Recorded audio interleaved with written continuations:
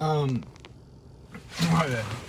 real quick, I just want to show some books I've been reading, or I've been trying to read. I'm gonna be more on it after this, but Gone with the Wind is one book I've been trying to read. As long as it's within the Bible, I guess, because when you read the Bible, there's some things that are in there that you wouldn't think are in there, and then you read other books and it's in there too. So sometimes, like the Song of Solomon, that's one thing that a lot of preachers and stuff don't talk about, and other things. And some fantasies are all right, and as long as it's within God's will, or all things are permissible through Christ, but not all things are beneficial. Even though it may be a little off the book or whatever, but it still may be fine. It's still permissible through Christ, but it may not be the most beneficial book to read. Although sometimes it can be. God has used random people in my life before. Oh my God. My bad. I think God has used random coincidences, not coincidence. Coincidences is not really the right word, because I feel like that kind of word makes it absent, makes God absent in there. But it's not a coincidence. It's God. It's God, right?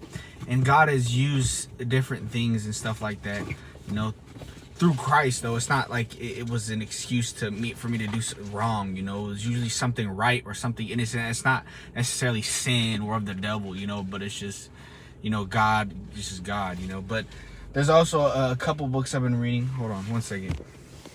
Which is Lord of the Rings, right? Lord of the Rings.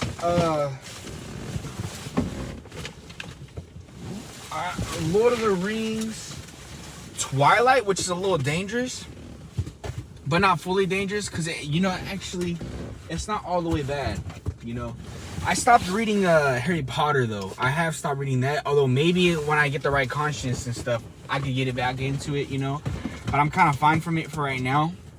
Probably watch the movies first again. But yeah, but some of the books. So Shadow of the Gods, which this is what's it called?